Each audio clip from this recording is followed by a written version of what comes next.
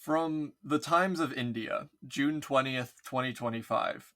Quote, "It is our hope," end quote. Former YouTuber MatPat launches Creator Economy Caucus.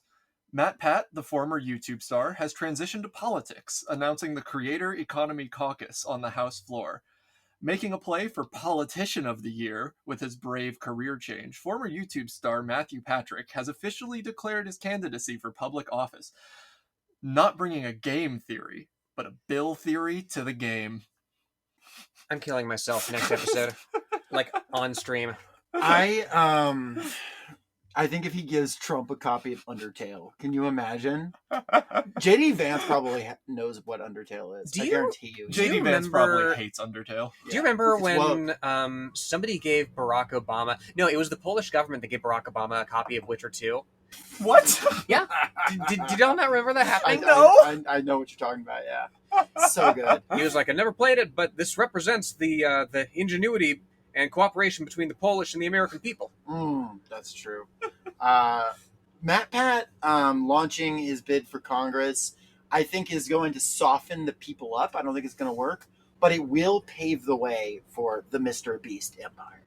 I mean, as long as Markiplier gets to kill Mr. Beast on the Congress floor, I'm okay with that. We will finally figure out which of our representatives is actually Ness. Which of our representatives is Grump and which is not so Grump? Yeah, and as the flames of Washington, D.C. turn to ash, you just hear someone whisper, "Subscribe to PewDiePie." Woof. Socialist shelf.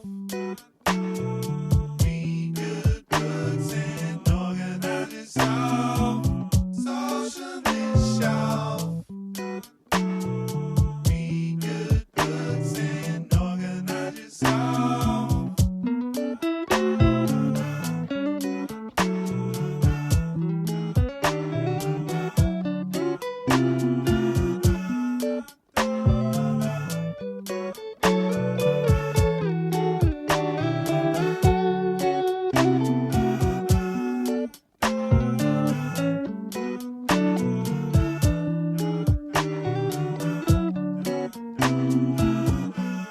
You're now listening to Socialist Shelf Radio.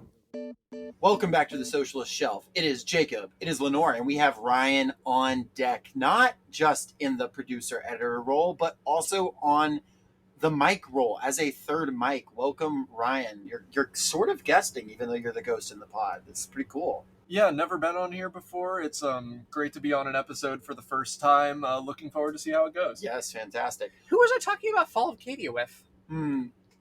Oh, that was my alter ego that's into Warhammer. We're two different people. Nair. Sometimes you gotta separate. Yeah. Well, we're doing something a little different today, but it is going to be a new sub-series of the Socialist Shelf. As you might recall from our Abundance episode, we diagnosed Ezra Klein and his ilk with terminal article brain. This is something that we said leftists and socialists and communists are not immune to. And unfortunately, traces of article brain have been found in all of us. It's not terminal, but it is like Ezra Klein's, but it could get bad. We opined, did we not, that we needed exposure therapy for this? Yes. I will say that I actually do not have article brain. I am very article pure in my day-to-day life.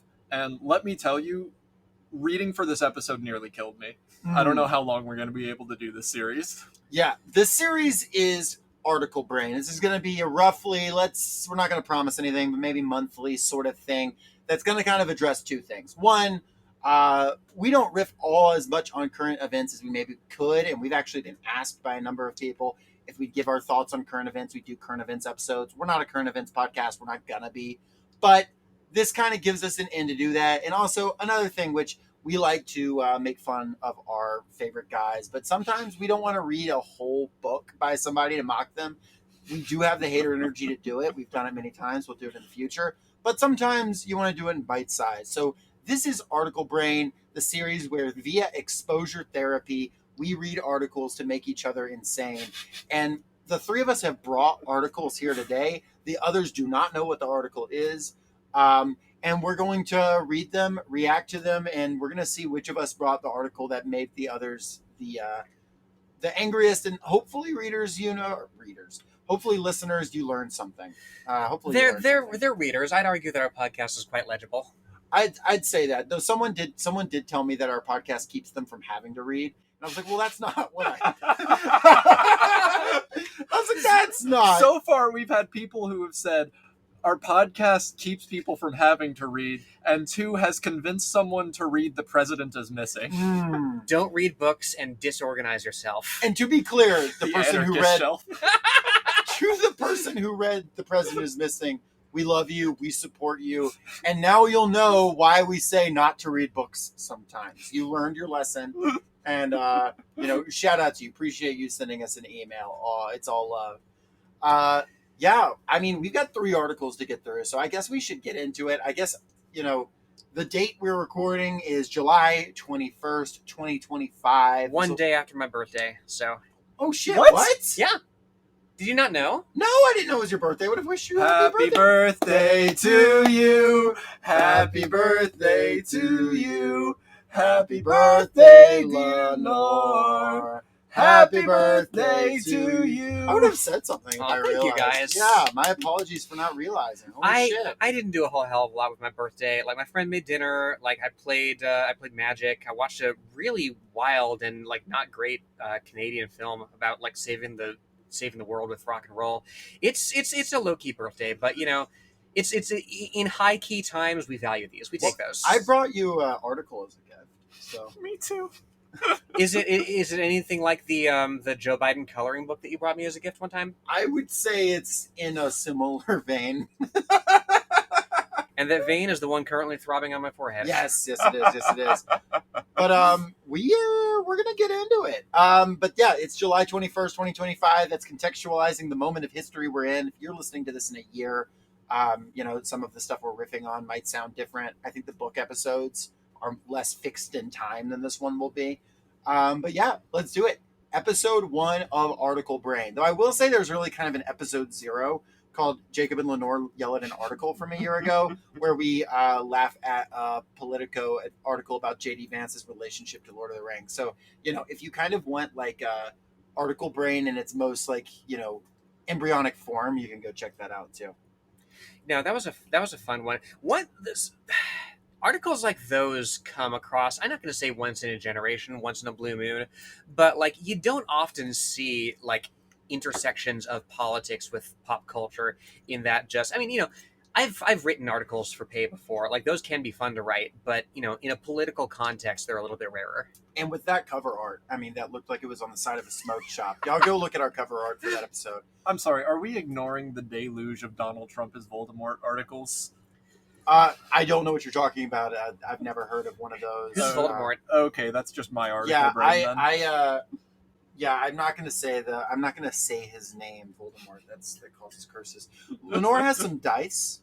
Do you want to roll the dice to see who's gonna read first? Yeah, I figure high roller or double hammer and sickles. These are communist dice. Okay. 1, 2, 3, 4, 5, 6. Mhm. All right. Sounds good. 6. Six. Jacob, Me. you're up. You're on deck. So we'll be opening with my article. Folks, this comes from July 17th, just a few days ago, Fresh. from Zachary B. Wolf of CNN in cooperation with Edward Isaac Duvere. And, Duvere being the principal speaker in this article, because it was originally an interview, they cut it down. Duvere happens to be associate of our good friend Ezra Klein from The Atlantic and was chief Washington correspondent for Politico. One of those guys. And it is, Democrats are making 2028 moves. Here's what to know, and it's a list of our candidates for the 2028 Democratic primary. This is so scintillating. I'm so Oh, excited. joy. Yeah, because we're very excited to think about the 2028 Democratic primary. Lenore, do you have any predictions? Who's going to be on this list? Let's see. You got Newsom, you got Whitmer, you got Mayor Pete, of course, Well, like we'll heavy see. hitters. We'll go through it. You got Feinstein.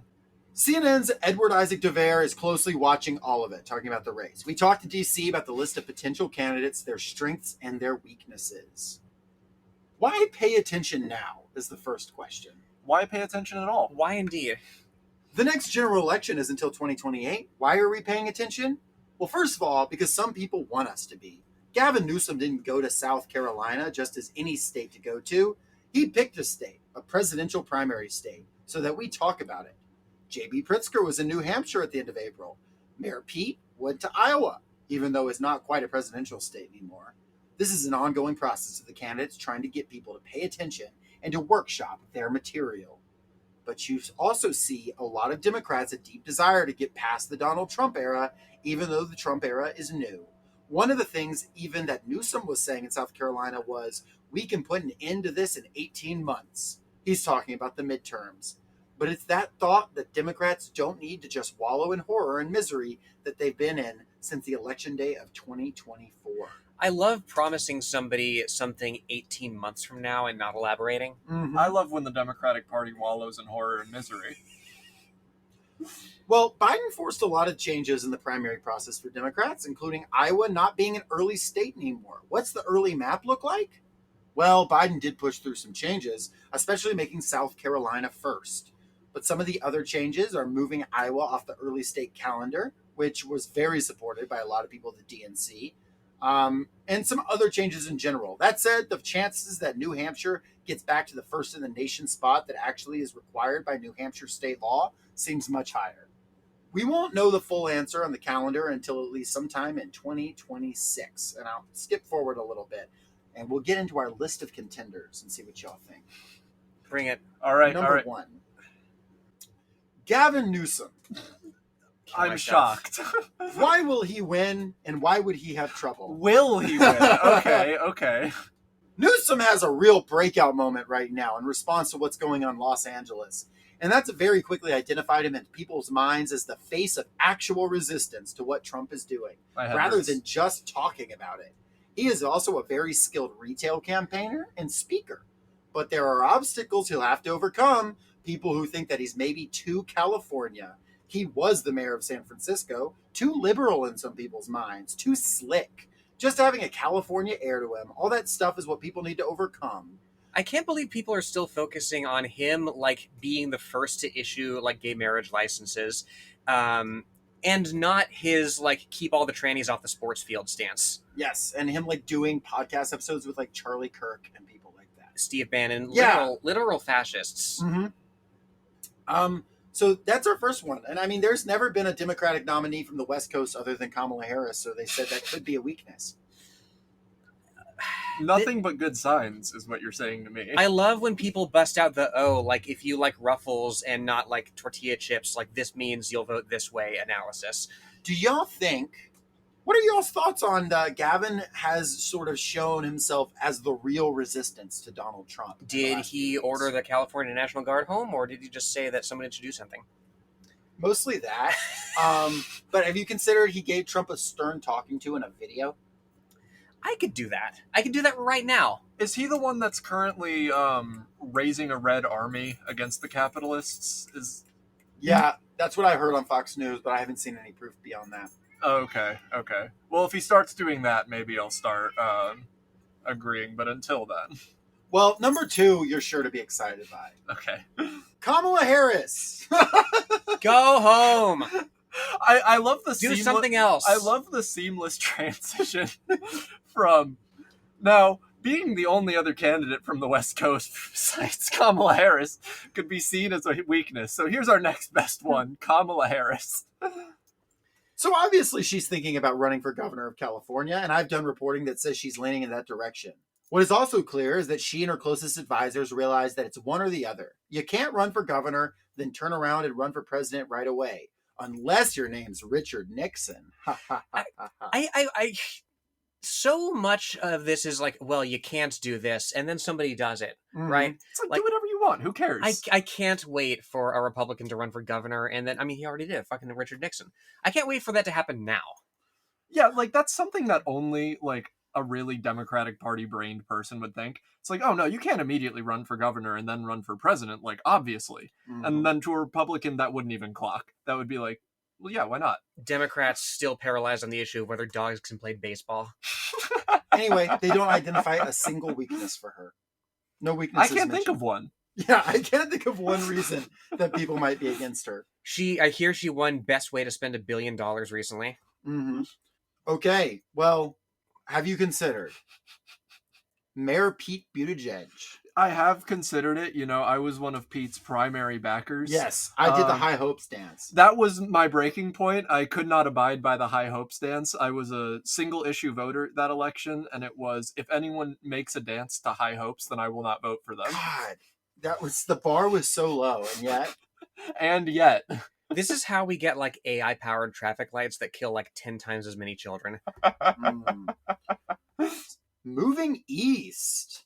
Let's start with Mayor Pete, someone who won an early contest in 2020. That's actually not entirely accurate. He got less votes in Iowa, but he still managed to win because of their weird precinct rules. It's a whole thing. The guy says, of course, the Bernie Sanders folks would still protest this, but Pete did win in Iowa, and he came in a healthy second in the New Hampshire primary.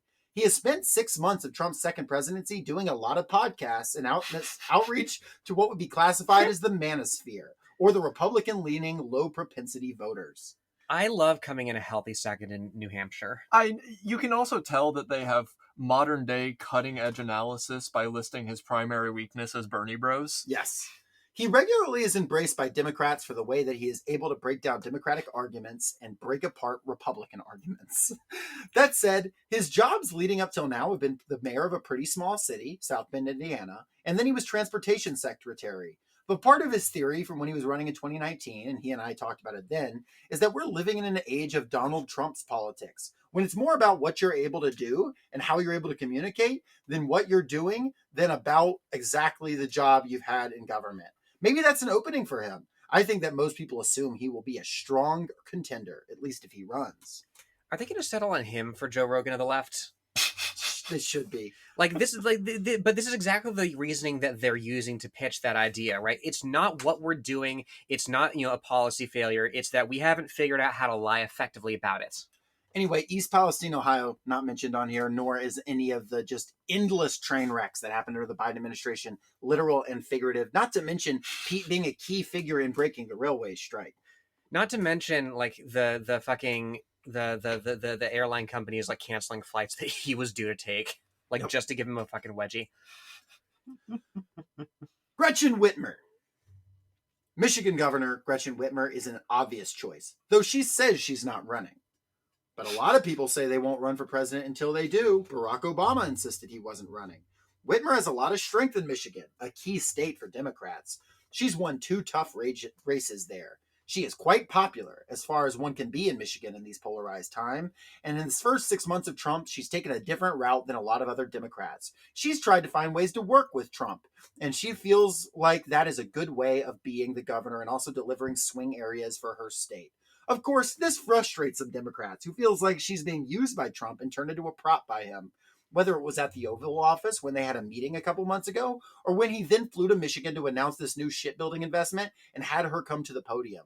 She would say she did get the investment, and it makes a big difference for Michigan shipbuilding. To be clear, at that same thing, he basically said she should be arrested while he was there. He also signed a bill cutting money for children while she was in the Oval Office, and all she did was hold up a book to hide her face so she wouldn't be in the photo op. It's a really great picture. That's what it is to work to, in the Democratic perception, that's what it is to work with somebody, is to constantly be the junior partner and under threat of arrest. I can feel the bags under my eyes getting longer. Well, don't worry. We've now got the people's champ, J.B. Pritzker of Illinois. Boo! That was my first thought about People's Champ. Let's go across the lake to Illinois, Governor J.B. Pritzker, the only billionaire on the list. Would the Democratic Socialist wing of the Democratic Party go for a billionaire? Well, I sat in New Hampshire at the end of April when Pritzker was there to speak to the big Democratic dinner there, and I asked him that exact question. When there was such a push among a lot of Democrats against the oligarchs and all that, how would they vote for a billionaire? He said to me, it's about values. And he feels like he's been pushing the values. He's not apologetic about his family wealth. In fact, he says that he has been using it to help Democrats win. And through his personal political donations to a PAC, he has put quite a few dollars into everything from state parties to specific campaigns to ballot initiative efforts. His strength would be that he's running for re-election now to a 3rd term. A lot of things that he has done as governor fall into the category of Trump-proofing the state. and some fall into the category of just trying to make the state a center-left laboratory for all sorts of things. I love the center-left laboratory that deregulates Amazon's business practices Yes. and like loosens like the oversight on how safe it is to work in your warehouses. That's the word I'm looking for. Yeah, just welcome back, Frederick Engels. Yes, I love the commune of Chicago. Fucking J.B. Pritzker, I thought it was really beautiful when J.B. Pritzker was having a conversation with Mayor Pete. And Mayor Pete, says to him, J.B. Pritzker, you're a billionaire. I come from nothing. I just come from a working class background.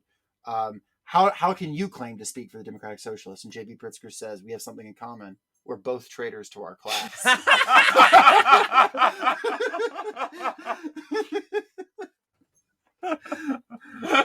God damn it. Joe and Lai Pritzker. Well, don't worry. We're staying in Illinois because we've got Rahm Emanuel. Excuse me? Lenore did a spit take almost. I don't know who that is. There's a former mayor of Chicago who is clearly trying to set up the idea that he would run. Is Rahm Emanuel, CNN contributor, former White House chief of staff under Obama, former ambassador, and former congressman, actually serious? I should know who that is. He is talking about running more in terms of the concept of what he would bring to the argument or to the debate of how Democrats should be moderate and how they should talk about things in a different way than the normal way of a potential candidate. So they actually say that, he was ambassador to Tokyo and stuff. Covered up a lot of police murders, not that that's important to Democrats. Very right wing, really just like a Republican. He gained prominence during the Obama years for being like the one Democrat that was willing to say fuck every once in a while. Yes. Yeah, that's like something unique to the Democratic Party. They just let Republicans be in their party. Yes. I don't get it. They don't go any further on Rahm Emanuel. They say that they don't think he's actually running. They just think that he's like pushing what his ideas would be if he ran, which is basically we need to drop trans rights, we need to drop labor rights, we need to invade other countries, we need to talk about NATO, that stuff. Saying basically, his criticism of Obama was far too left wing, right? So, yeah, that was his problem. Andy Bashir is next. Moving south, what about a moderate governor from an otherwise red state? Stock photo looking ass guy. Yeah. fairly like pro-trans Reds from what I've heard. Mm-hmm. Like Andy Bashir's argument is that he's won comfortably among the types of voters that most Democrats have given up even trying to appeal to. In Kentucky, that hasn't had a Democrat other than him and his father competitive for years. He's done it while not shying away from Democratic positions on issues like abortion rights and even trans kids. But as he spends some time in South Carolina this week, he's unabashedly starting to test how much appetite there is for his lower key in both positions and personality approach. That's the entirety here. my partner has like endless stories about Andy Bashir, like doing like fireside chat stuff, whatever, during like high COVID. And it became a catchphrase around the office. He would go on and he would say, "Now don't go and like gather in large groups. You can't be doing that. You can't be doing that." That was his phrase. Just can't be doing And that. I wonder if he might bring that back for like, you know, whatever campaign he launches. Donald Trump, you can't be doing that. I think the Trillbillies, of course, can speak much more intelligently than I on, you know, his selling out to Big Coal. Next, we've got Wes Moore from the Mid-Atlantic, governor of Maryland. He's a charismatic, appealing figure who's caught the eye of a lot of the Democratic intelligentsia. Well, how charismatic can he be if I've never heard of him? Yeah. Well, clearly you're not a member of the intelligentsia. That's definitely true. It said, unfortunately, there are questions about what he's actually done and what he's able to make happen. This is like Sam Brownback running for the Republican nomination. Next, we've got Josh Shapiro. Wait, it just ends there? Yeah. It's like, we love this guy. We don't think he's really done or said anything Here's notable. a list of people we know. Josh Shapiro is clearly somebody everyone is watching. Will he won? We don't even have an official announcement he's running for a second term as governor, although he obviously will. What he's managed to do from when he was attorney general through when he was running for governor, through 3 years as governor, is as an extremely high popularity rating in Pennsylvania. That's among Democrats and Republicans. For someone who is an unabashed Democrat to have that kind of reception is really demonstrative of the way that he approaches his governing and outreach in the state. Yeah, this time, pandering to the Republican vote will get a Democrat elected. This time, trust me, For bro. every working class vote that you lose, you'll pick up 2 moderate Pennsylvania Republicans in merp. It has never failed before. He has been very low profile in terms of national politics over the course of the first 6 months of the Trump term. I would be low profile too if somebody tried to burn my house down. Yeah, most people probably haven't heard of anything from him in a while except the incident with the arson at the governor's mansion when he was there with his family on the first night of Passover. That is a deliberate effort for him to stay focused on Pennsylvania. One of the questions over the next year or two as he runs through re-election is how much should he pop onto the national radar? Remember this guy called all the college encampments for Palestine? They said they were all terrorists. Genuinely, he was, I think, the second pick for VP under Kamala. I think the heat around Palestine got to be a little too much just with how, whatever.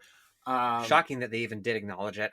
Yeah, it got to be, he just was so alienating, you know what I mean? And I think they just didn't, he clearly didn't have the capacity to not talk about it. And I think what they wanted is a campaign where you don't talk about it. That's the thing. Well, that's the advice that some of her outreach people directly received was that if you encounter somebody who asks about Kamala Harris's position on Gaza, just take them off your list. Yeah, so don't talk about it, right? So Josh Shapiro, incapable of not, yapping about this shit endlessly.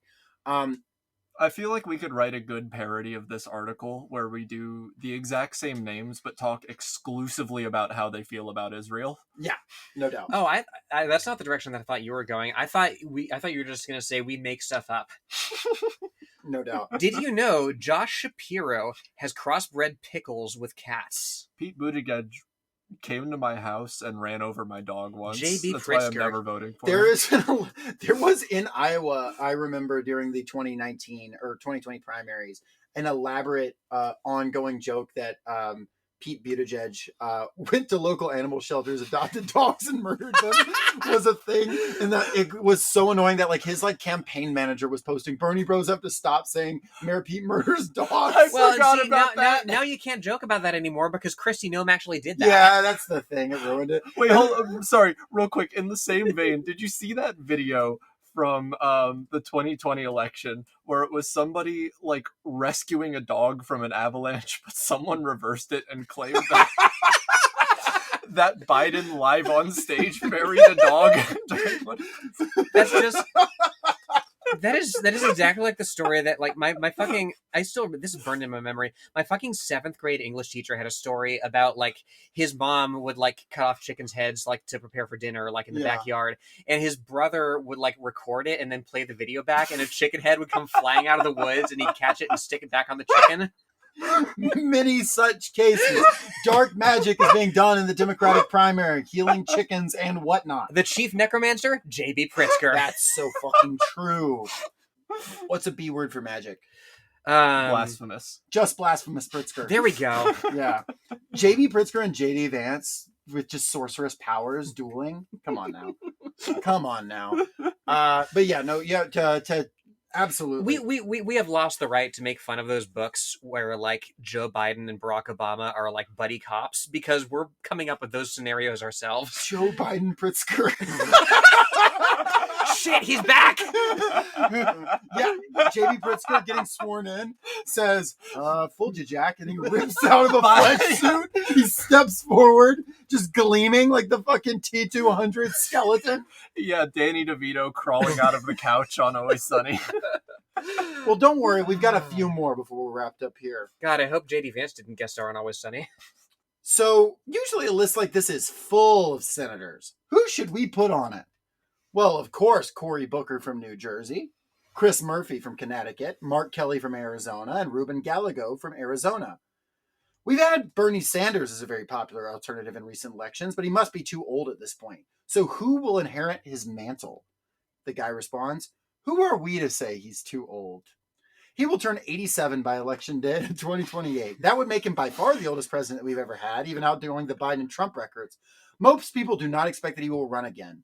The question of who inherits his mantle is a big one, and most people will put their money on Representative Alexandria Ocasio-Cortez, who is going to have some decisions coming up about whether she sets her eyes on running for president or the Senate. There's an election in 2028 that is Senate Minority Leader Chuck Schumer's seat. Whether he decides to run or she runs against him, or whether she just builds up her power by gaining seniority in the House. She's obviously quite young, and she has done more with her House seat than almost anybody ever has in this amount of time. If not her, then I think it would be a big open question about who it is. Representative Ro Khanna, the congressman from California who was co-chair of Sanders' campaign in 2020, has made clear that he is exploring a presidential run.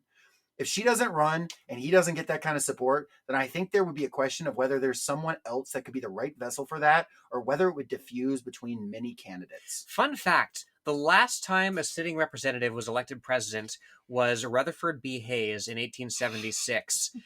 Rutherford be crazy. Yeah. You know, they said it couldn't happen again when Grover Cleveland was elected to 2 non-consecutive terms, but Donald Trump brought that vibe back from history. See, I'm qualified to write these articles. Yes, that's so true. More qualified, it sounds like. Well, they got to have a wild card pick, of course, y'all. What about a complete outsider? Is it going to be a podcaster? There's a boomlet of interest in the ESPN analyst Stephen A. Smith. Why not? Why ever not? And then no notes. Good Lord. and then they said, by the way, Stephen A. Smith recently said he's fully in favor of trans rights, which is good, and also there should be zero taxes at all. I'm in favor of your rights, but not for the money to pay to protect them. I think he just doesn't know how government works, because he was like, nah, get rid of all the taxes. 0% taxes. Why has no one thought of this? That is the median American voter, to be honest. Why has no one thought of getting rid of all taxes but still doing the government stuff? You know, this list is shockingly absent one Mr. Donaldson, aka Mr. Beast. Yeah, well, he won't be old enough by then. God, he's so young. Rules don't matter. That's a good point. But they do have a couple more people to watch. Trump is the first person in history to be president without having served either in the military or a government role beforehand, so who knows? There are a lot of people you could see thinking they're that type of person. Some are reporting that Bob Iger, the Disney CEO, has talked about whether he should run. I miss the discourse of Trump 1, where they would just like produce a new Democratic hopeful every like 3 months. It was like Oprah, The Rock, Michelle Obama, just whoever's book they're fucking reading at the moment. Yep. Trump has made it clear you could come from the outside the political scene and do it. Other people who have thought about it have turned away because they have not wanted to have their lives picked over the way that we do with political candidates. There's even a new movie in which John Cena plays the president of the United States. And the gimmick is that he is an action hero who just gets elected because of that. There's Arnold Schwarzenegger, if he'd been born in the United States, or The Rock, who, to be fair, was born in the United States. So what sets off our spidey senses that someone is getting serious about a run? So here's how that happens. So The Rock has a clause in his contract for every movie he's in that he cannot lose a physical fight on a stage. Yes. We trick the debates into adopting that same adopting that same clause. It's crystal clear to me how this moves forward. At the end here, it just says the obvious stuff. If people start doing more national tours, they start talking more about Donald Trump, then it's likely they're going to run. And then at the end, he says, when I was sitting with Pritzker in New Hampshire, we were talking, and at the end of the interview, I said, so can we just fast forward through this and say that you're running for president? And he said, no, not yet. And that's the end. Do you know just biding his time? Fucking Marvel ass ending. Okay. No, do you know what that reminds me of?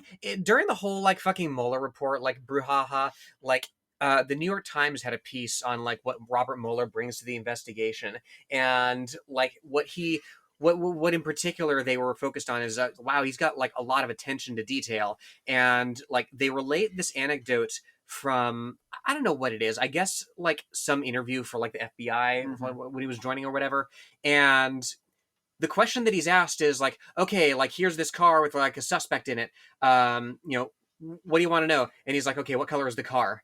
Red. What shade? And that's where the article ends. Brilliant work, and that's why Donald Trump is now in prison. Thank you, Mr. Mueller. You know, while people are watching the Super Bowl cheering, go this team or go that team, I'm cheering, go Robert Mueller and the rule of law. Isn't he like 85? I don't know, maybe. I don't know. Bernie Sanders is older. Yeah, Who knows? run them both for president and VP. Sanders Mueller 2028. So just to wrap up here on this section, y'all, the Democratic primary, it's obviously a farce to be talking about who it's going to be, but it probably will be someone that was listed in this article, most likely. That is probably true. Well, yeah, they took like the shotgun method of just throwing out as many names as they could think And of. they could claim to be really smart. Yeah. I think that we can all agree of the people on this list, we are endorsing Stephen A. Smith. I mean, or literally, who would you choose on this list over Stephen A. Smith? Far and away, honestly. Yeah, exactly. I mean, he knows how Pokemon work. Yes, And has precisely. a clear understanding of tax law. Yes, he gets it. You know, Yeah, if he surrounds himself with the right people, right? To give the quick, serious response to one bit here, with the whole AOC thing, that's an endless conversation, but I think it maybe is like worth noting. We have to be very careful with who we let claim the mantle of socialist or democratic socialist in the public sphere. It is certainly constructive that people are less afraid to call themselves socialists than they once were. I am not mad at that. I'm not mad that they are considering the democratic socialist, in quotes, block of the Democratic Party. That means there is that force that is emerging. But we have to remember this party is made up of these people that we're talking about here and their specific interests. And we can go into AOC at length. And I'm of the opinion that there's no chance at all that she's the nominee in 2028. And I don't even think she's going to run, but we'll see. But and I've got all kinds of criticisms, but the point of my criticisms of her or not of her, of any individual candidate aside, no matter how good, well-intentioned or good they are or not, it's a structure, it's a system. The Democratic Party does a specific thing. It serves a specific function. It keeps the left within a certain, boundaries, within certain parameters that it's not allowed to go beyond. And if you try, you fail. We've seen it. Those rules do not apply to the right wing. The Republican Party does allow the far right to go further and further right. And so what it will end up doing is, instead of forming a principled resistance against far right authoritarianism or even fascism, you're just going to have a tepid, maybe buying a little more time. And it's not a good idea. So when we think about organizing, I've said it before, I'm not going to tell you how to vote or whatever, but like your organizing should not be centered around these people. Like we said on the previous Rainbow Solidarity episode, right? Your working class organization needs to be independent under here in the imperial core, certainly under any form of capitalism that seeks to co-opt it. Yeah, and I would be very I would be very skeptical of anyone who wants you to abandon kind of working class organizing for an AOC style campaign. And I'll just throw out this is something that I find kind of concerning, is that despite being and I appreciate that the Democratic Socialists of America put out criticism of AOC's recent vote on Israel, where she voted against any kind of defunding of the Israeli military, which is wild considering she's ostensibly supposed to be a pro-Palestine politician. She says there's a genocide and she still wants to vote for weapons. There's a motion up to censure her at the next DSA convention. Yes. And I appreciate the DSA for condemning that, and we'll see where that goes. But I think it's interesting that DSA has done so much work for her. And in return, she does all these big rallies with Bernie Sanders, and they don't plug the DSA. They don't have tables for the DSA. There. I think that shows the lack of interest in building working class organization from these politicians, and the lack of respect for the people who have put in the work, the legwork for them. Because these people are, they are doing like hard work and are principled people. And you've got these politicians who want it to be a one-way relationship. So yeah, definitely, I'm not in DSA. Would definitely encourage anyone in DSA to, and I think they will do their best to hold their politicians that are on their string accountable, and to keep building working class organization independently of the Democratic Party. That's my take. Yep. Anything else on this? I'm ready to move on. Okay. Well, hope the good thing is that Ryan's article is actually about the Republican. No, I'm just... You actually, in those last few points you just made, you touched on a lot of what my article is about. Okay. Well, great. Let's go. Let's go ahead and launch into it then. Yeah. So, in Already Breaking, in the very first episode, with our stated goal of covering current events, I am doing an article from 2024. Let's go. The reason being is because there was recently the Supreme Court decision, US v. Scrimeti, which was the upholding of, I believe it was Tennessee's Yes. ban against gender-affirming care for trans minors. To go over it briefly, they argued that banning care for gender dysphoria in kids was not sex discrimination in a very, like, legal realist kind of way, just in the sense that you can make the law say whatever you want if there's enough political will for you to say it. Horrible, horrible bad faith reading. If you want, like, a decent overview of why it's such a bad reading of the decision, go and listen to the 5-4 episode on it. They do a good job breaking it down. But in one of the most batshit things I have ever seen in a Supreme Court decision was Clarence Thomas's concurrence, in which he cites New York Times op-ed author Pamela Paul Boo. in a Supreme Court decision. That aside, Pamela Paul is... Have y'all seen that Onion article that's like, it is journalism's sacred duty to endanger the lives of as many trans people as possible? I read it at least once a month. That is that person. That's Pamela Paul in a nutshell. I read way too many of her articles in preparation for this, and literally every fourth one is about removing care for transgender people. The one that gets cited in the Supreme Court decision is the most, like, Malcolm X liberals are foxes way imaginable, where the title of the article is Transgender Children Deserve Better Care. And then her argument for what better care looks like is not being allowed to medically transition. She is an absolute ghoul who I think would not call herself outright transphobic. And is more nefarious for it. You know Oh what I mean? my god! You title your article Transgender Children Deserve Better Care and then argue for removing their health care. And that's the thing. Like, it cannot be overstated enough. Like, transphobia a decade ago was not a winning issue. In many ways, still is not electorally, of course. Like, you had North Carolina's bathroom ban voted down in, like, 2016. You had Texas politicians, giving up on this shit. And now it's in the mainstream. And the reason that it's in the mainstream is because of institutions like the New York Times, like The Atlantic, respected liberal, elite, highbrow institutions who are having more and more people on to just ask questions about medical care that's any GP has the knowledge and the competency to, like, prescribe to people. Like, it is it's not dangerous to take HRT. It's fair to have somebody, like, check in, for any, like, potential complications, sure, but it's one of the easiest, least risky things you can ever do with your body. And this thing is it's already I was told that it would be dangerous if I took HRT, but that it's just because my ass would be too fat. That's true. You would actually be too powerful. And it would threaten those around me. But it's not a threat to yourself. It maybe is a threat to how hot you are to other people. And I can't overstate enough just how manufactured that this all is. Yeah, she's one of those people that loves to bandy about the some odd detransitioner. She just a quick note on that.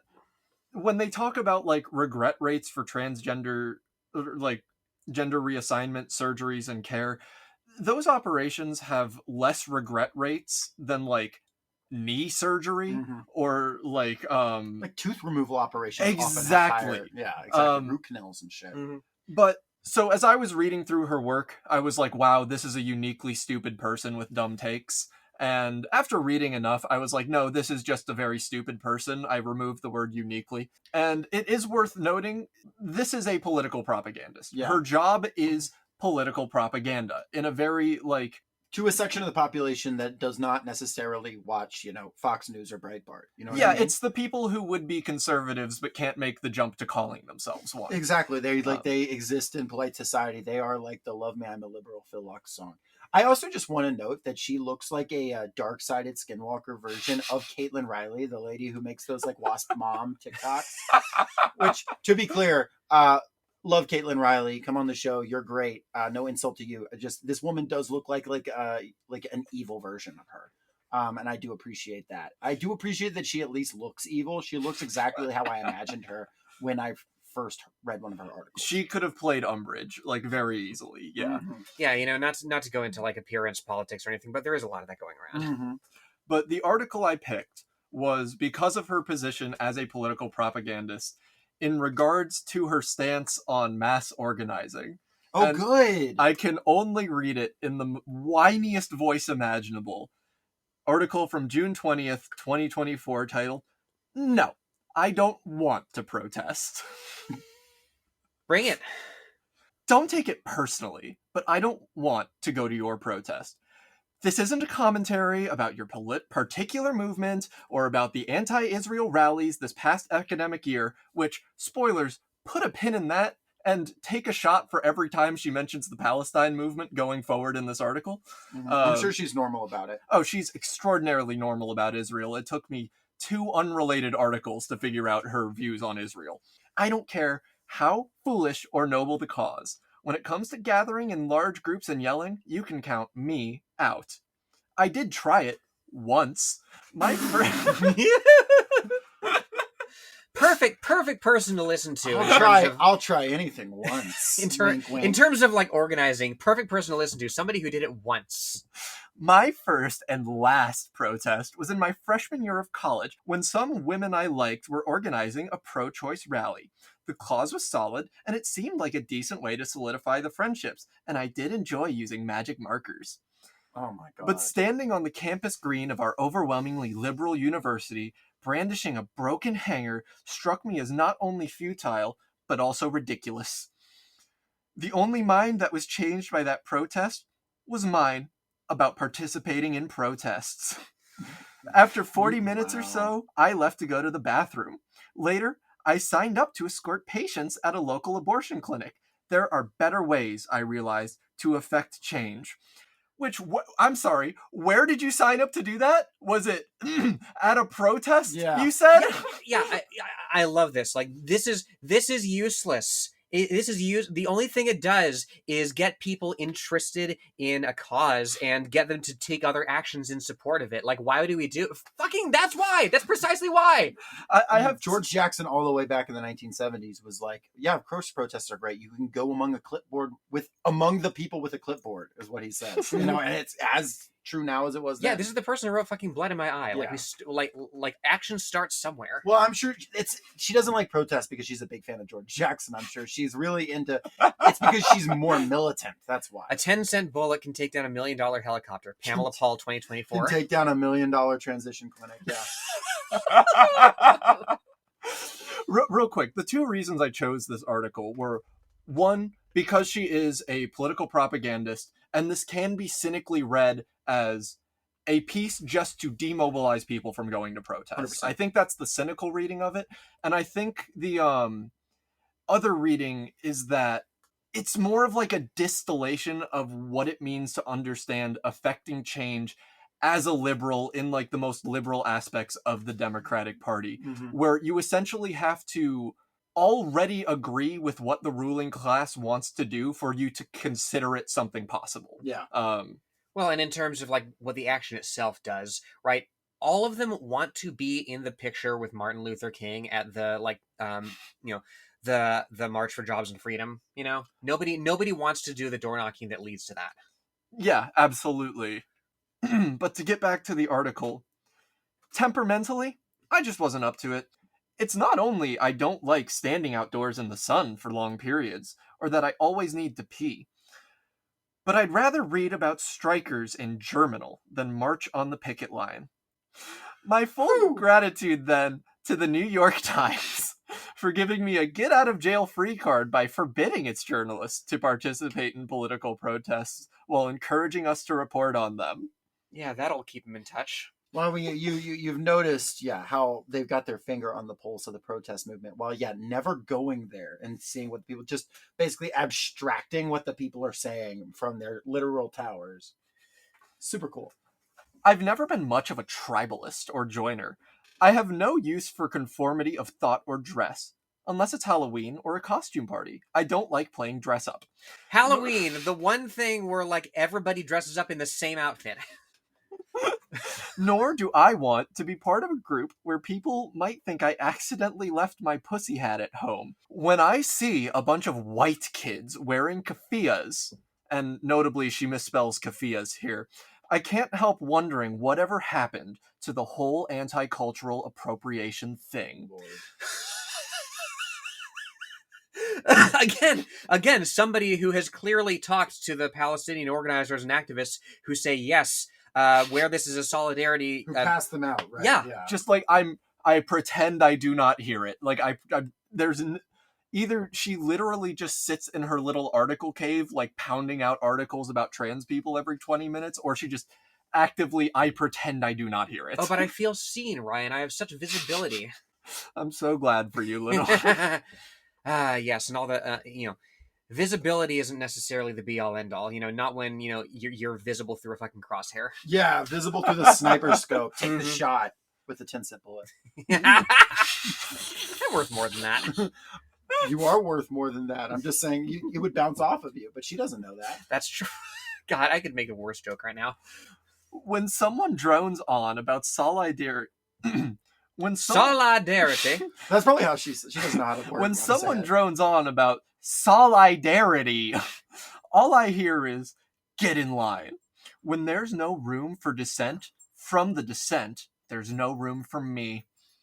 Color me in... Thank God. Yeah, get the fuck out. Like, to be clear, we do not want you. Like, she's going, oh, I feel so attacked right now. And we're going, This is- yes, get somewhere else. This is the person who reads the COINTELPRO document about, if you're a Fed, you should go among these movements and sow arguments over extremely minor points of order. This is somebody who reads that and is like, yeah, more of that actually. I'd also mock this if this was a person who'd spent a lot of time in organizing spaces, going to a lot of protests. I'd still mock it. But the fact that she's been to one protest ever. Presumably over a decade ago, if not a lot more, she's talking about experiences she hasn't had that she imagines she will have had. She is, I don't know how old she is, but she talked about going to it in college. Right, exactly. So it's been at least a decade, if not more. Color me an anti-fan of performative politics, particularly if it means I'd be part of the show that features bigots posing as bleeding hearts, and I'm going to give you a single guess as to what that hyperlinks that of bigots posing links to an article about. It's probably a Palestine-related thing, isn't it? Wow, you get a nickel. Take a shot. Plus all that earnestness, it brings out my ironic and impish side. And I'm Impish. listen, Impish or admirable. I'm sorry if this is sounding bad the way I'm reading it, but I cannot think of this person talking in any other way.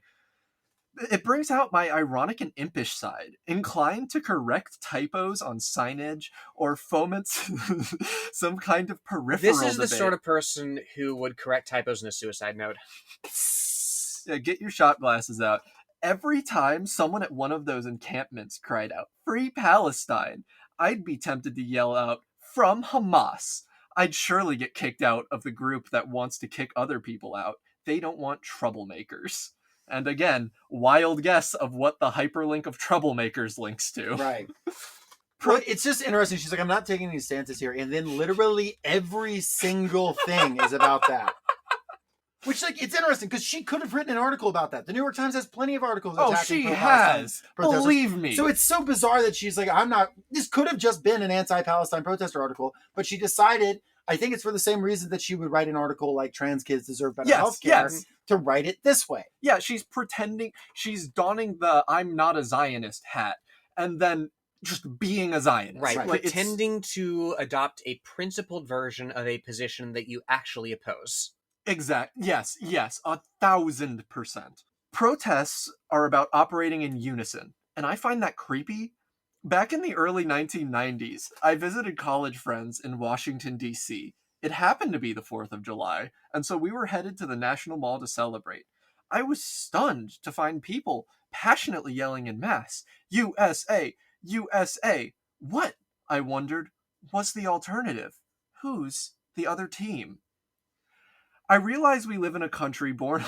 I love this paragraph so much. I realize we live in a country born of protest, and my attitude may seem vaguely un-American. When I watched Rabble Rousers on HBO John's Adams during COVID lockdown, my first grumbly thought was, stop whining and pay your taxes.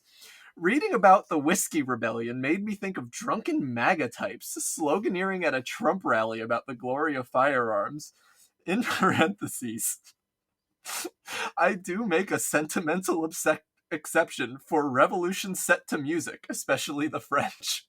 She probably fucks with Hamilton too. I guarantee you. Oh, She's like, if they 100%. had just done it like that. Well, the funny thing is, the whole fucking taxes shit. Like that's what is obfuscated about the the causes leading to the American War of Independence is that like the British were lowering taxes on certain goods so it wouldn't be as profitable to be a fucking like black marketer like a lot of the founding fathers were. I almost feel like we could have an entire episode of all of the points she is missing by typing this paragraph out. Like, one, just the ham-fisted attempt at comparing Palestine protesters to MAGA freaks. Like, Yeah. It's so on its face. Well, and also just being like, I might sound anti-American, but I was watching the show and I was really upset and saying, just pay your taxes to these.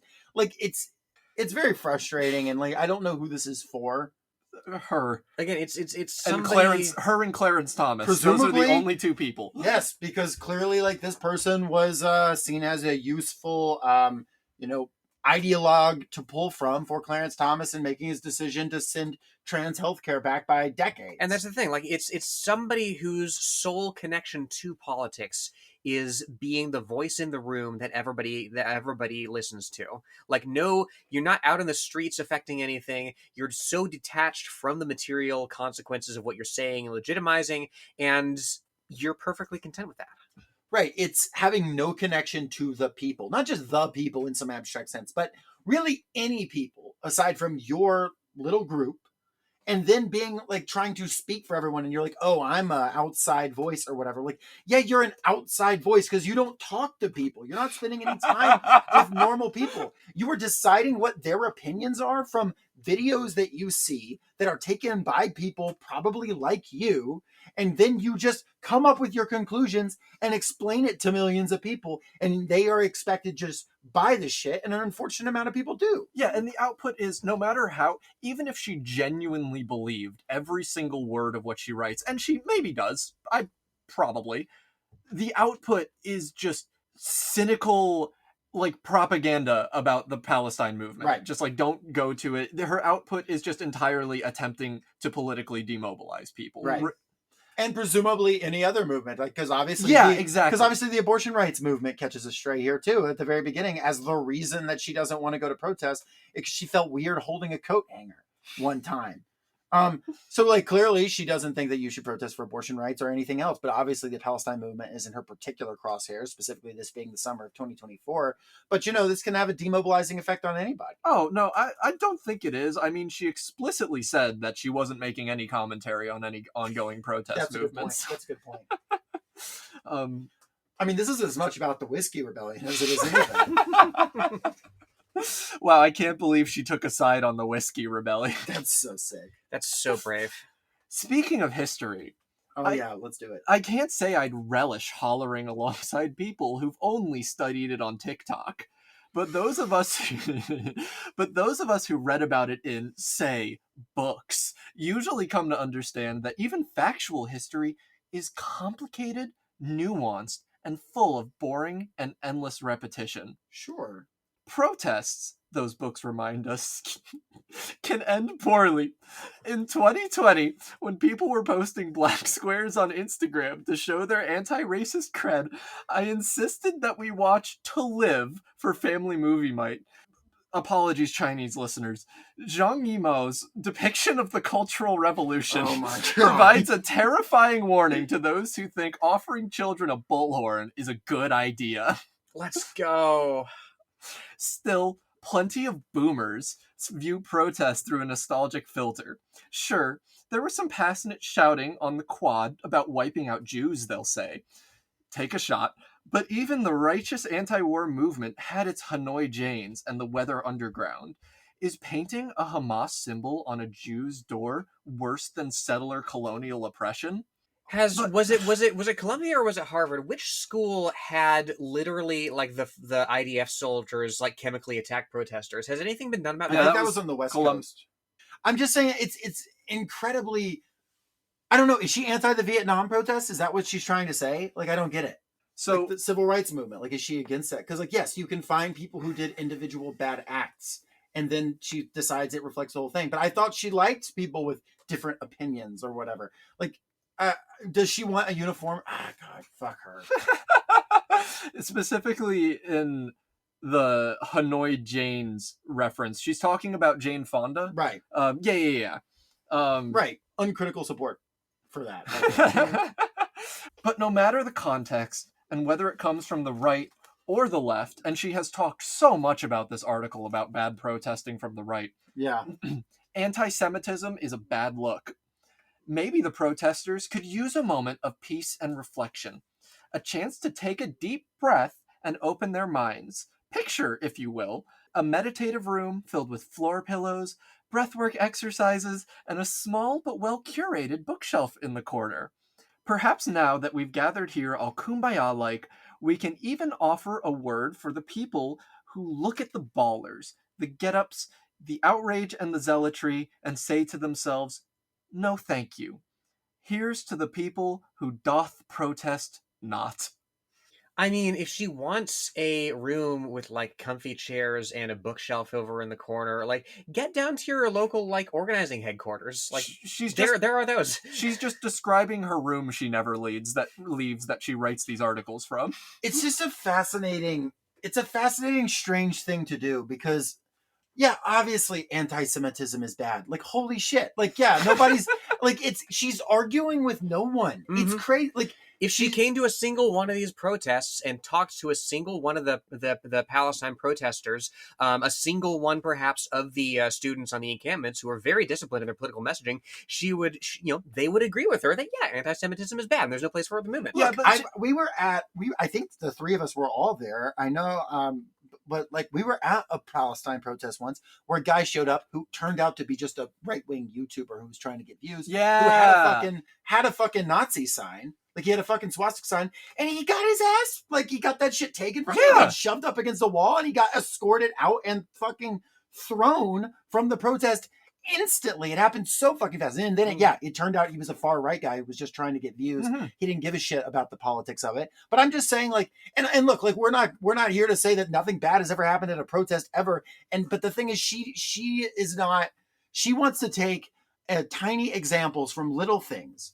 She wants to take tiny examples from little protests or this, that, or the other, or even fake examples just make them that up. she's made up. Yes. And then decide that is reflective of the entire thing. And it would be better if we all sat in cushioned rooms. I think that's even a generous reading of what she's doing here. I think it's the cynicism of her like entire output where she is a propagandist. She is not interested in defining or even understanding anti-Semitism. Sure. She just wants to bash the Palestine protests because she is a Zionist, and the way she has found to do that is to call them anti-Semitic and obfuscate the definition of anti-Semitism that makes it more difficult to fight back against, because now people are having a more difficult time telling what it looks like, just to bash a protest at the expense of a group, to be clear, like people of the Jewish faith in America that she ostensibly is claiming to be defending. Right.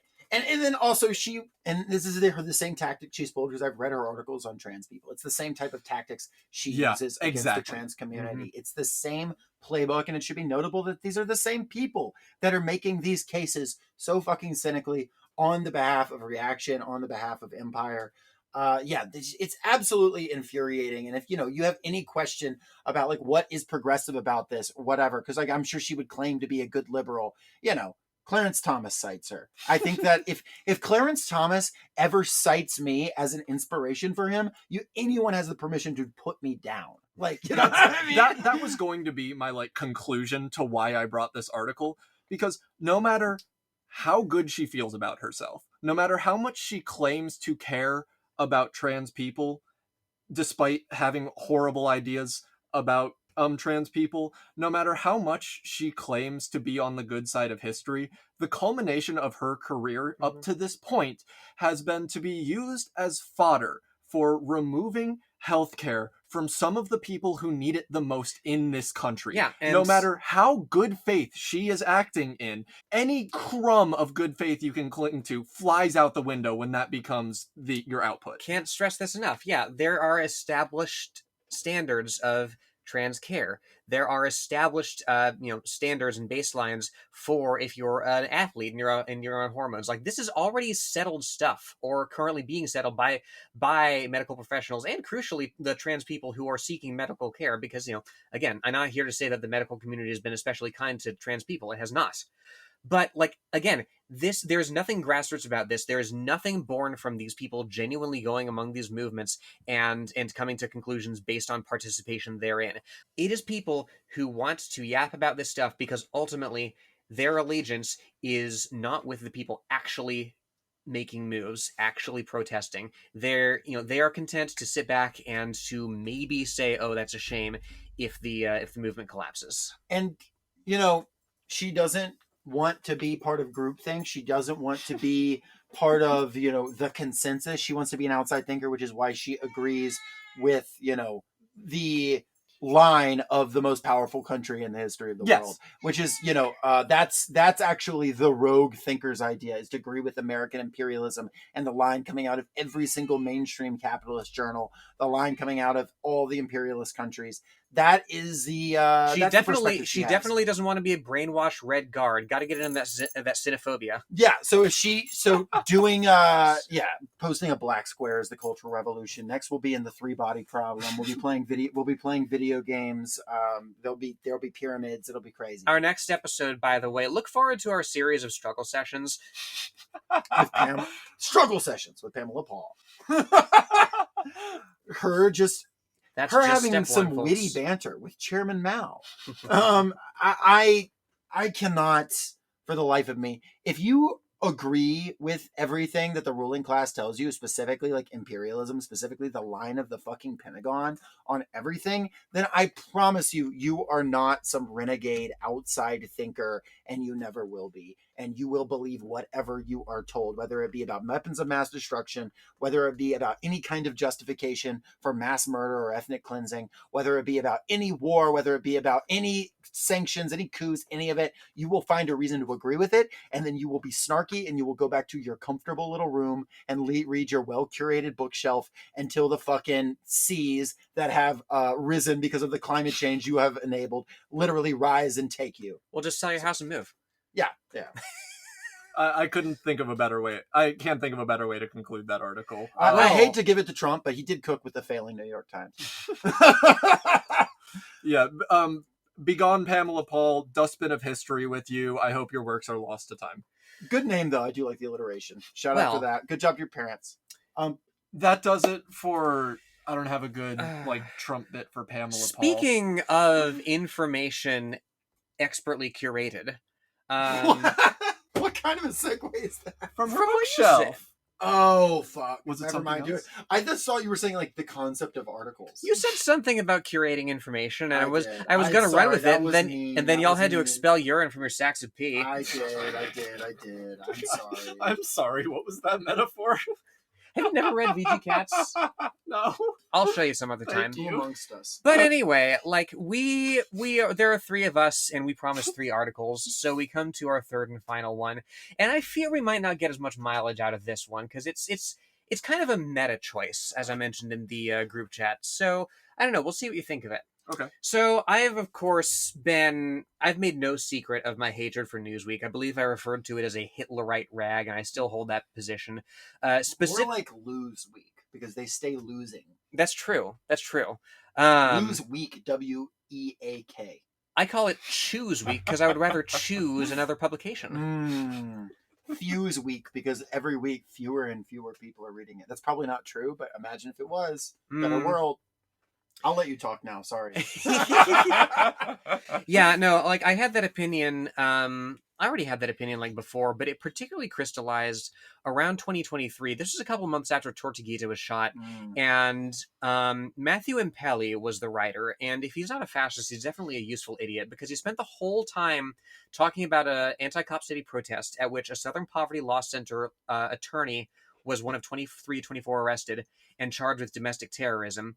And the whole article, Matthew Impelli in this whole article uncritically regurgitates accusations that the Southern Poverty Law Center is a hate group and cites a Southern Poverty Law Center designated hate group. Jesus Christ. Well, they would know. This is also the only article that I've ever seen Tortuguita referred to as she. Like this, Yeah. this is 2 months after they were shot. Like, you have to go out of your way to misgender somebody in that way if they're because Tortuguita non-binary. Yeah, Tortuguita Yeah. was non-binary and also like did not look feminine, so it's just like you just don't know who this person is. No, 100%. You know what I mean? Like I think they There- heard there somebody was in the forest protesting and decided, oh, it must be some, like, clearly being a tree hugger is feminine in nature. Or like they had pronouns. We'll just take a shot in the dark. Mm-hmm. right. But that's not the article that I'm talking about. The article that I'm talking about is by a man named James Bickerton, who I did a James Bickerton. James Bickerton. Oh, I'll bicker Perfect. with him most likely. Perfect name for an article I writer. was looking a little bit into jealous. his history. It seems pretty inoffensive. There is a puff piece about Trump's granddaughter speaking at the Republican National Convention that I didn't really dig Kai into. Trump. Yeah, Kai Trump. It's like Kai Cenat. Trump's guy. God, imagine Kai Cenat becoming a Trumper. Imagine Kai Cenat becoming a Trump. No Trumper, just a Trump, just marrying into the family. So, but I don't know if I was particularly offended by this. Well, the content itself didn't offend me so much as how they got it. The headline: Donald Trump is most successful president after 6 months since FDR.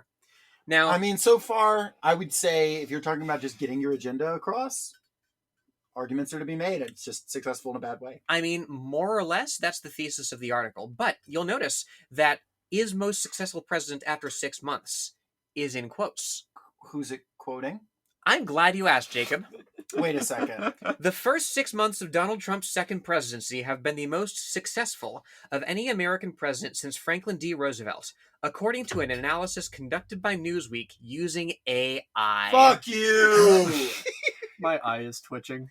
The model defines success in terms of legislative accomplishments, taking into account what degree of control over Congress each president's party enjoyed over the relevant period. Speaking with Newsweek, one political scientist said Trump's legislative accomplishments, such as his flagship One Big Beautiful Bill Act, a tax and spending package, are reflective of the partisan support in Congress. I mean, true, you can do a lot with the congressional majority. Shame that the Democrats didn't. Trump was inaugurated as president for the second time on January 20th after winning the 2024 presidential election on pledges to crack down on illegal immigration, fight woke culture, and slash certain taxes. The model indicates that Trump has been successful at getting many of his priorities passed into law, greatly aided by the slim majority Republicans enjoy in both chambers of Congress, and by relatively little impediment from the conservative-dominated Supreme Court. The model further said that he is failing, however, to live up to the legacy of Mecha Hitler. Well, just wait. It wasn't. Oh no! It wasn't Grok that they asked. Newsweek asked ChatGPT to course rank they the accomplishments of 20th and 21st century U.S. presidents in their first 6 months, taking account of the level of the support they enjoyed in Congress. The model gave Trump an overall score of very high, thanks to legislation such as the One Big Beautiful Bill and Laken-Riley Acts. That's dark. On July 4, Trump signed the One Big Beautiful Bill Act into law after it narrowly passed both the House and Senate. The legislation slashed certain taxes, including extending Trump's 2017 tax cuts, raised the U.S. debt ceiling, increased spending on the military and border control, and cut some funding from Medicare and other welfare programs. I love just cut some funding, how much you can slide under the door in the vaguest possible terms. Cut some funding. The Bolsheviks cut some funding from the Tsar. I also Technically. I really appreciate that the author of this article is. I typed the headline for this article into ChatGPT. Here is what it said. Well, if you look at his article history, you'll notice that he published 6 articles in the same day, so perhaps he was on a deadline that he was rushing to meet. I would say, we say it in our abundance episode. Ezra Klein says that AI is the most important invention of the last 100 years. And the thing about that is, if you are like Ezra Klein, if you have article brain, as we've developed it, we're doing our best to take care of it early, kind of irradiate it by doing this. ChatGPT is actually the greatest thing you could have if you have terminal article brain. It's kind of giving in. It's like, you can't beat your addiction, so just drink yourself to death type thing. That is really what ChatGPT is for these people. I mean, you know what it stands for? What? Chat Great Political Truths. That's I was trying to do a great leap forward thing, but I only have great. I'm Great sorry. peep forward. Last 100 years, I wanted to be petty and just start saying some things, but then I remembered that penicillin was discovered in 1928. Okay, For but, sure. I mean, yeah, but penicillin, what is that giving us an abundance of? Right? do you really need your legs to work from a lack of polio in your body? I mean, Herbert if you Hoover have didn't AI? invent penicillin. I would have been, if I didn't have my legs, can you think of how much innovating I could be doing? Good The Lord. blood flow that you don't need to waste on legs goes to your brain and lets you unlock that much more potential. Penicillin regulates the body, That's true. and we need to slash regulation. Mm-hmm. Slash penicillin. So, does ChatGPT have any more praise for Trump? Let's see. According to an analysis by the Congressional Budget Office, the package will add $3.3 trillion to the federal debt over the next decade, as if that means anything to the average reader. Mission accomplished. I guess. We did fiscal responsibility. There's a picture of Trump speaking to the media, and it looks like somebody grabbed his hairline and just like jerked it to the right. Huh. Yeah, he's got that y is equal to the square root of x hairline. I mean, everybody has a bad angle. He also just kind of looks generally confused. I mean, I imagine that your legs slowly like inflating until they burst would confuse you. I mean, I did not Cedric Diggory deal with that when he became Balloon. Where are we even going with this? Yeah, we as some might recall from our episode with AJ Diddy, Cedric Diggory became a Nazi. Why? Because he became a balloon. And that in itself, we had a deep cut from my days of writing porn to pay bills. Somebody commissioned me to write an inflation story, and in the commission prompt included the phrase "they then turn me balloon," and that's what this combined with. Listen to the Cursed Child episode. It's better than any of these articles. DM me, I'll show you that story sometime. Trump signed the Laken Riley Act into law on January 29th, with support, by the way, from our beloved senators John Ossoff and Raphael Warnock. Real holy stuff there, Warnock, mandating detention by ICE for merely being arrested for certain crimes. John Feloff and Raphael Warlock. There we go. No, Raphael Warlock sounds cool. Yeah, but you said he's holy, and this is a refutation of all that is holy as a warlock. I don't know, Raphael Bornock, Raphael Warnot, Raphael... Warnock. Raphael Doorknob, I don't know. Like, there's so many... Knock, though. He knock on the door, but I don't answer because I don't agree. I don't know. We knocked on his door one time, didn't we? We did knock on his door. And John Ossoff's. John Ossoff peeked outside his house. Or maybe it was his girlfriend or someone else that was over. Somebody was looking outside his house when we were yelling at him. Well, they'll get And back then to a him. cop tried to knock me over. It's really frustrating me to hear the word successes and the Laken Riley Act in the same sentence. Yeah, if y'all don't know, it's a really gnarly bill that just has allowed for a lot of the abuses coming against immigrants that we are now seeing. Mhm. Specifically, it makes it so if you are an immigrant in the United States and you are accused of a crime, you are allowed to be detained. The way a lot of police departments are now able to cooperate with ICE, they always were, but the way they are now able to unfettered without even having to, make a report as to why they're doing it, is because of the Laken Riley Act. We're seeing that. I mean, this was just happening. I mean, literally reporting almost live on this as we record, as in Chicago, huge crackdowns are happening in conjunction with the Chicago Police Department at the directive of one Mayor Johnson, who I was told was a progressive stalwart. But turns out how that goes. Yeah, you can be black bagged and thrown in an oubliette now on the suspicion of having shoplifted. Yes. Anyway, Trump signed the Laken Riley Act into law on January 29th, with the bill taking its name from a Georgia college student who was murdered by a Venezuelan illegal immigrant in February 2024. Again, the way that Newsweek presents this, right? You can, if you're a reactionary, if you believe that, incorrectly, that illegal immigrants are more prone to committing crimes, they are not.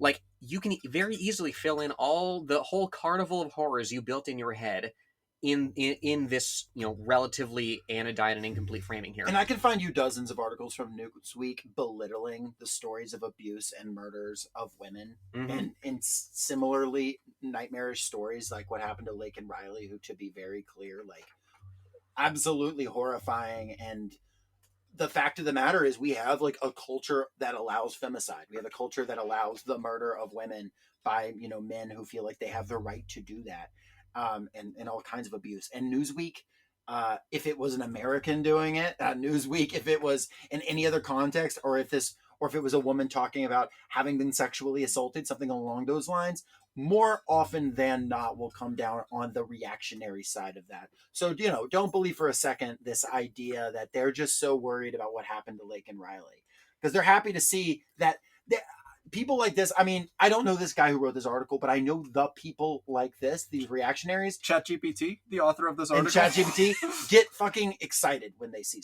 horrendous stories. Yes. They want to see bad things happen, and then they can prey on it. They are real accelerationists in that type of way, in a sort of way. Yeah, and of course, if the woman in question isn't, pretty and white, fuck them. Yes. The legislation requires non-citizens charged or convicted of a range of offenses, including theft and assaulting a police officer, to be held without...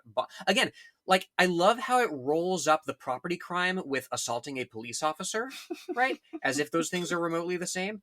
Like, property crime could hurt somebody's property. That's bad. Yeah, that's true. I mean, versus the police officer thing, I don't have any issue with.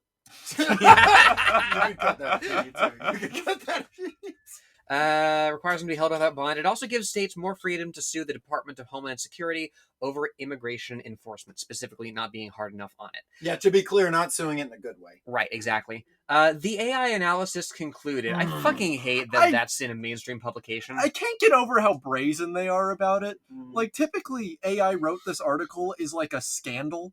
Like, oh, this person didn't write their own article. They just had an AI do it. This person is just like, I had AI write this article. The frog is not boiling anymore. It's been rendered into a slurry. When I was... yummy frog slurry. Slurp, slurp, yum. Give me more.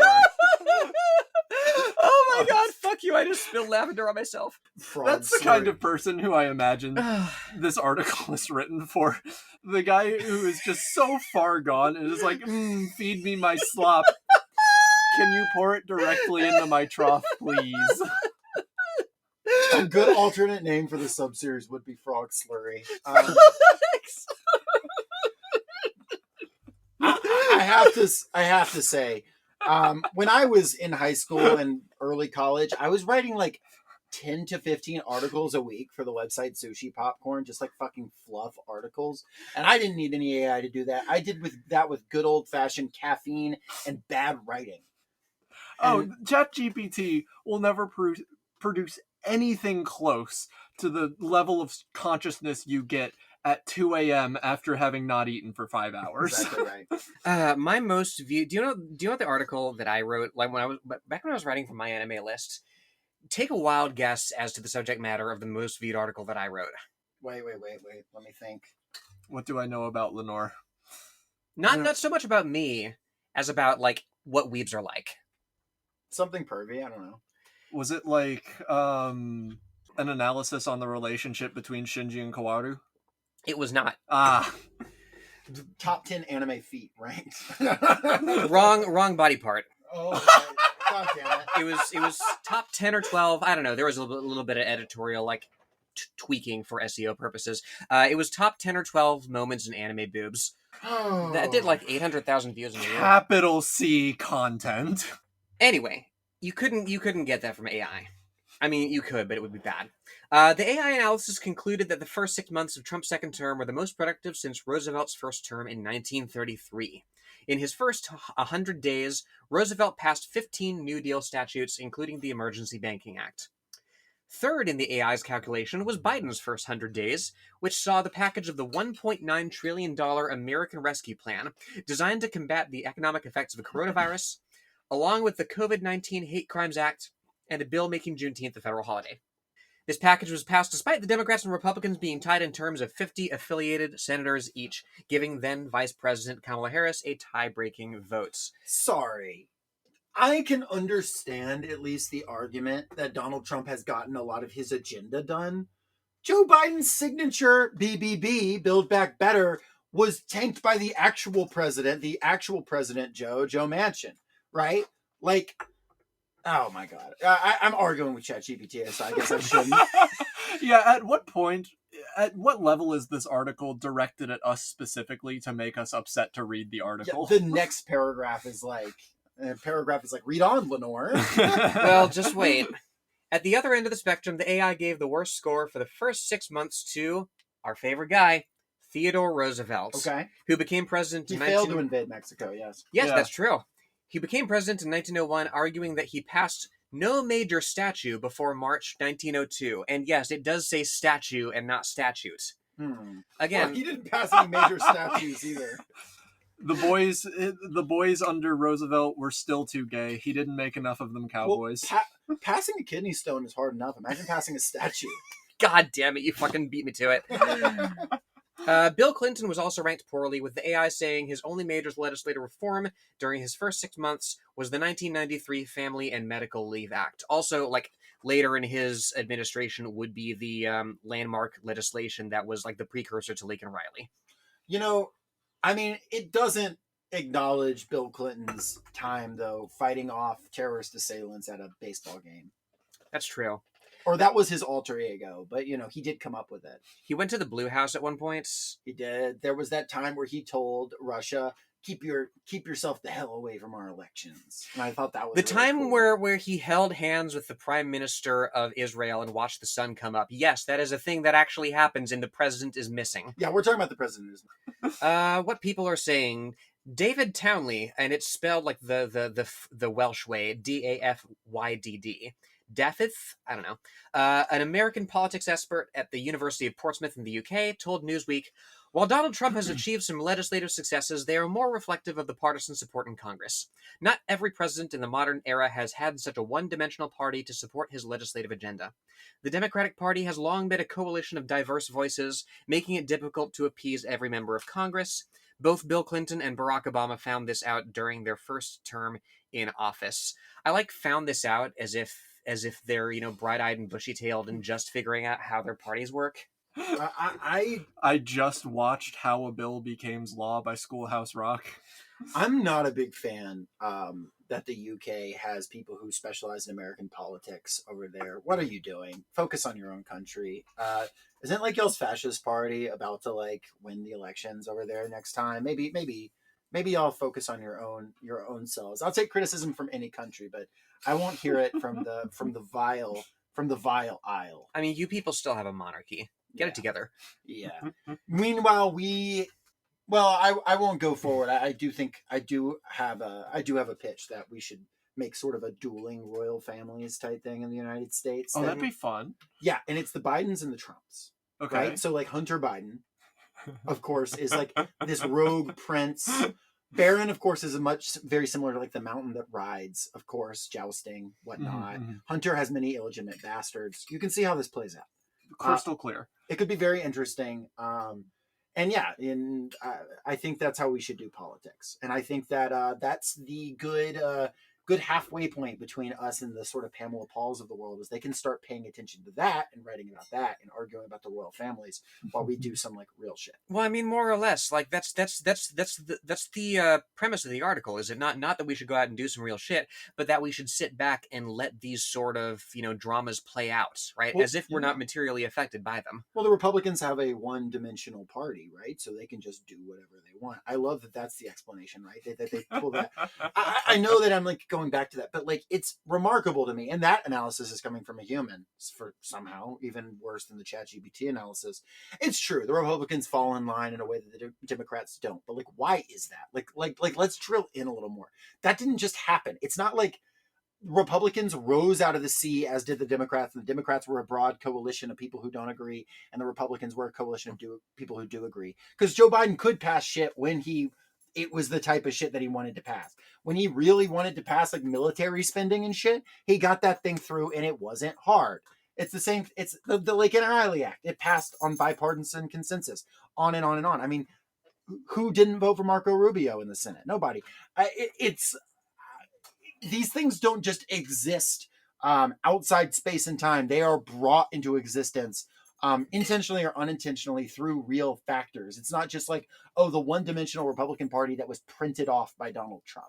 Like, no, he came and he fucking seized it. He seized it for evil ends, but he seized it, and he made it happen. Exactly. And you hit upon something very important, Jacob, is that like this conception of politics where you can consider yourself very informed and very knowledgeable and still at the end of the day write these articles that amount to, well, golly, why don't the Democrats just get it together? They're so bumbling, like you have to believe that they're naive rather than complicit. Pamela Paul has a take on that. Oh, yeah? It was from one of her articles I read called, "When it comes to transgender issues, Democratic voters want common sense solutions." And that was almost one of the ones I picked, but I got too upset reading it. Honestly, I'm glad you picked the Pamela Paul one. I don't know if I could have gotten through it. But yeah, I mean, it's you have to believe the Democrats are bumbling and naive and very easy to outmaneuver. And this analyst from Wales certainly does.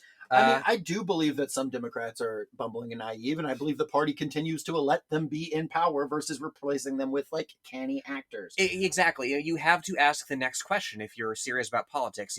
Okay, this is the case. Why is this the case? What interests are maintaining these people in their seats? And a lot of these people aren't bumbling. Like, I don't think Chuck Schumer is bumbling. I think Chuck Schumer is an incredibly intelligent person who is making decisions for a particular reason. Do I think John Fetterman is bumbling? Yes, probably. He does seem like he hits his head on a lot of door frames. Oh, he bumbles a lot. He does give a bad name to us oafs, people who look like physical oafs, like in a biological sense. You're not an oaf. No, that was a term of endearment prior to John Fetterman. In my thing, we're sort of like a you have like gnomes and elves and dwarves. You have oafs. The polite term is himbo. Yes, yeah, John Fetterman, famous himbo. Yes, here on the Socialist Shelf, we are all for reclaiming the word oaf. Yeah, we're going to reclaim the word oaf. We just have to get John Fetterman out of there. Until the George W. Bush era, Republicans failed to both hold House and Senate majorities in the modern era, apart from 2 years in the first Eisenhower administration. Even during the Bush years, control of the Senate shifted back and forth on several occasions, making legislative efforts difficult, if not impossible. Reagan's ability to bridge the partisan divide and work with congressional Democrats on specific bills, such as Social Security reform and immigration policies, suggests a White House capable of achieving ideological success despite congressional barriers. The same applies to Richard Nixon, who gained considerable legislative success despite having a Democrat-controlled House and Senate when he entered office. Democrat presidents of the early Cold War had to contend with conservative Southern Democrats in Congress, despite Democrat majorities in the House and Senate. These long-serving members dominated congressional committees, thereby limiting the legislative success of John F. Kennedy, for example. The successful passage of a huge number of bills as part of his Great Society program is a testimony to Lyndon Johnson's management of Congress. There's another whole-ass paragraph from this person, by the way. Just one long, unbroken citation. Talking about Lyndon Johnson's We Live in a Society. Lyndon B. Joker. God, he sure be joking. He was a joker-fied president, wasn't he? Famously would whip out his dick to end arguments. It's about sending a message. Literally, that's what it is. There's that. I forget when precisely this was, but like the presidential motorcade pulled off to the side of the road, and he started pissing on one of his Secret Service agents who was standing nearby to guard him. Oh yeah. And the guy was obviously like, "Stop doing that." And Johnson was like, "Son, it's my prerogative." I see piss, I move. He saw piss and he stayed. That's the other half of the story. That's a guy who didn't move out of the way of a piss stream. I like when he faced off with Ho Chi Minh, and Ho Chi Minh said, what will you do if you capture Vietnam? And he said, "Oh, I'm just a dog chasing a car. I wouldn't know what to do with that car." And that was true. They didn't know what to do, and things ended very similar to him as they did for Joker. He died of drinking himself to death. He's holding like the last helicopter to leave Saigon, and somebody's like, "Let it go," and he's like, "Very poor choice of words." Yeah, it's fucking the Jared Leto Joker from Suicide Squad when he's doing the thing hanging upside down from the helicopter to grab Harley Quinn. This bird's baked. to wrap up our friend from Wales, Trump has been much more reliant on the use of executive orders to implement Project 2025, the Heritage Foundation's blueprint for Trump's second term in office. The Trump-inspired legislation in this Congress is more likely to consolidate power within the executive branch and lead to less congressional interference in the president's management of the White House and its agencies. It remains to be seen how successful the second Trump administration will be in passing legislation through Congress beyond its first 6 months. If Republicans lose control of either the Senate or the House in the 2026 midterm elections, it will make it significantly harder to You know how it goes. Sorry, not to be Sorry, stupid. I was actually tuning out at the end. Sorry, not to be stupid. What else does he need to pass?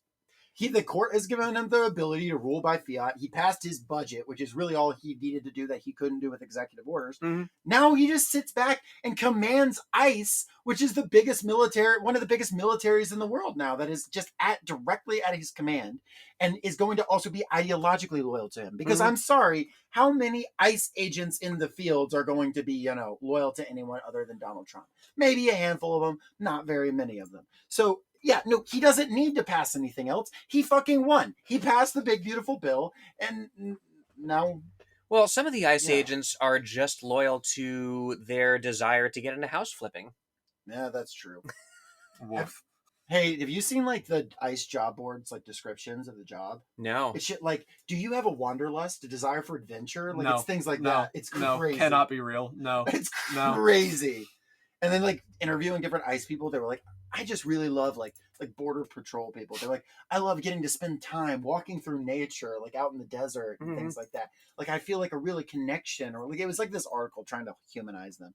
And it's just this doesn't make you a better person. I honestly, if you were a robot, then I would understand why you're able to do what you're able to do. But you're able to have deep emotional moments with yourself, and then you're able to inflict such pain on other people. Makes you less of a sympathetic human being. Yeah, no, I mean, it's exactly the same as all those newspaper articles that are oh man, these IDF people are having a really hard time.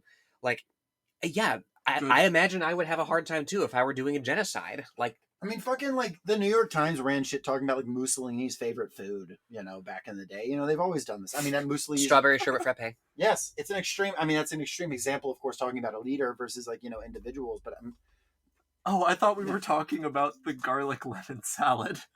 What garlic lemon salad? Mussolini's favorite...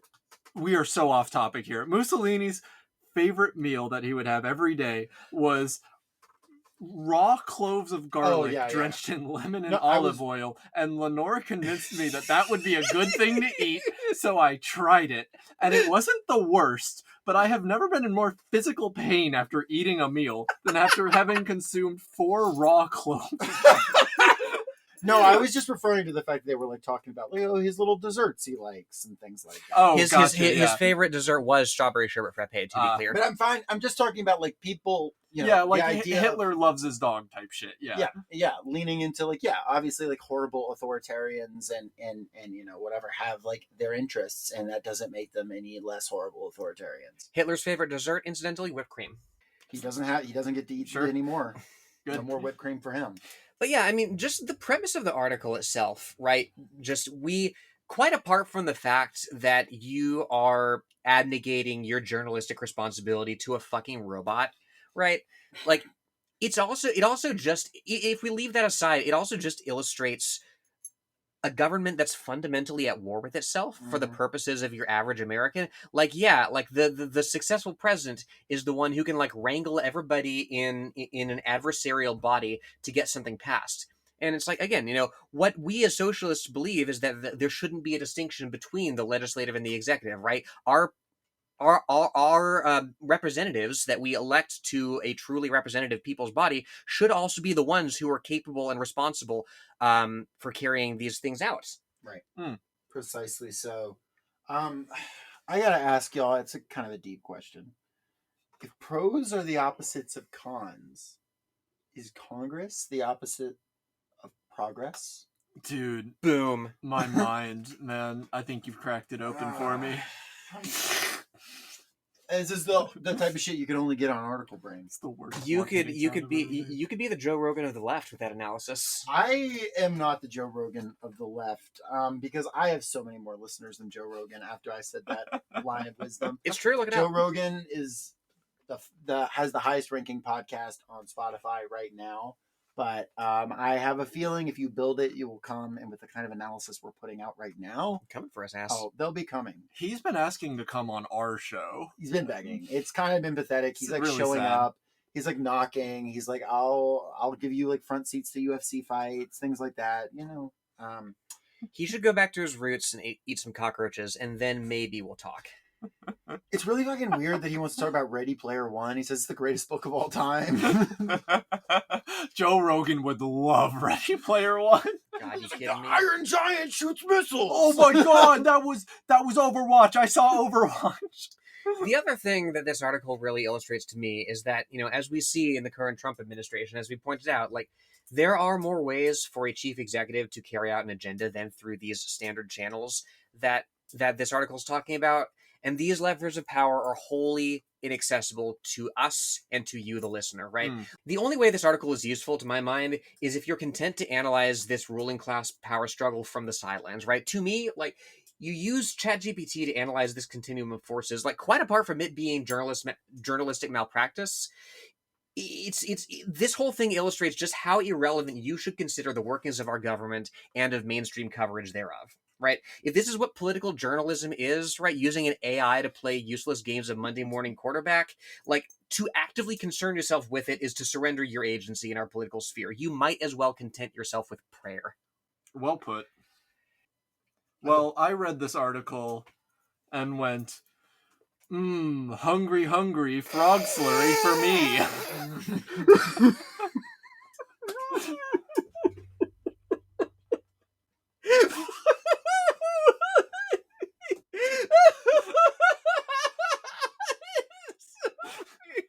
It's so fucking stupid. Hey everybody, Editing Ryan here. The hungry, hungry frog slurry for me comment sent Lenore into a fit of laughter that lasted for the next straight 3 minutes, where she was unable to speak or breathe properly. So we are just going to skip ahead a little bit here. I feel like the end result of our Article Brain series will be all becoming the Joker. Yes. Oh, God. The croaker.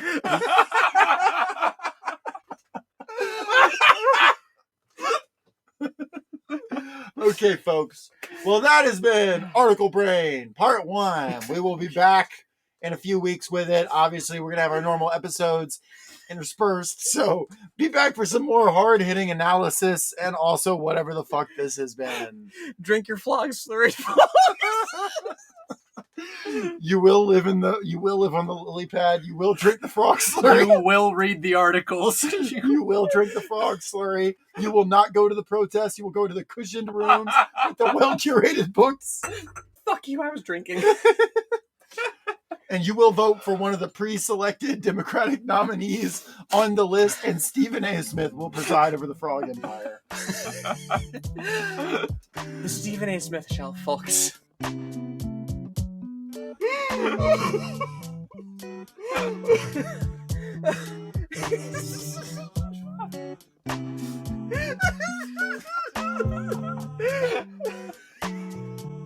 So just 30 minutes of that. Yeah, I'm leaving this all in. Every second of it.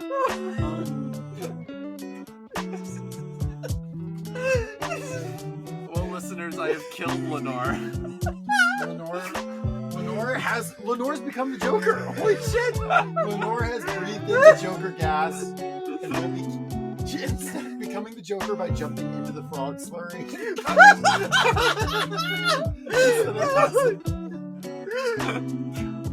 Oh my I God. want to know how I got this tongue.